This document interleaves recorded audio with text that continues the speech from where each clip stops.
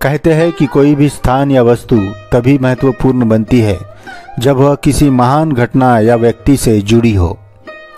ऐसा ही एक स्थान है बोध गया, जहाँ स्थित है एक वृक्ष जिसे हम बोधि वृक्ष के नाम से भी जानते हैं।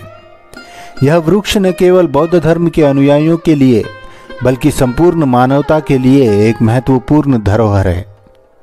आइए इस वृक्ष की कहानी और इससे जुड़े रहस्यों के बारे में जानें। सिद्धार्थ गौतम ने, जिन्हें हम बुद्ध के नाम से भी जानते हैं, बोधि वृक्ष के नीचे ही ज्ञान प्राप्त किया था।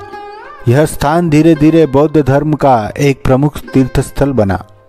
सम्राट अशोक ने, जो एक महान योद्धा थे, जब बौद्ध धर्म अपनाया तब उन्होंने इस स्थान को और अधिक महत्वपूर्ण बना दिया। अशोक ने यहाँ एक भव्य मंदिर का निर्माण कराया, जिसे महाबोधि मंदिर के नाम से भी जाना जाता है। यह मंदिर अद्वितीय वास्तुकला का नमूना है और इसे देखकर ऐसा लगता है जैसे यह किसी दूसरी दुनिया का हिस्सा हो।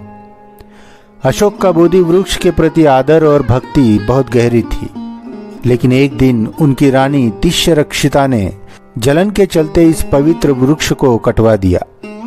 अशोक को इस घटना से बहुत गहरा धक्का लगा, पर उन्होंने हार नहीं मानी।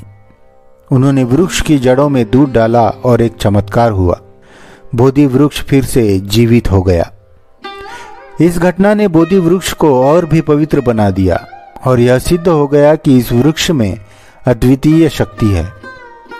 बोधि वृक्ष का उल्लेख विभिन्न ग्रंथों में मिलता है।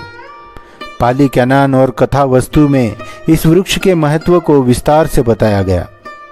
कहते हैं, बुद्ध ने ज्ञान प्राप्ति के बाद 7 सप्ताह तक विभिन्न स्थानों पर ध्यान किया, जिनमें से एक स्थान बोधि वृक्ष का था। यह वृक्ष उन अनुभवों का साक्षी है जो बुद्ध ने उस समय प्राप्त किए थे। फाहियान और हिंत्सांग जैसे चीनी यात्री भी बोधि वृक्ष की महिमा से अभिभूत हुए बिना नहीं रह सके। फाहियान ने इस वृक्ष के बारे में विस्तार से लिखा, जबकि हिंत्सांग ने इसके धार्मिक महत्व और वहां आने वाले भक्तों का वर्णन किया। उन्होंने बताया कि कैसे इस स्थल ने समय के साथ साथ अपनी महत्ता नहीं खोई, बल्कि इसे और अधिक श्रद्धालुओं का समर्थन मिला।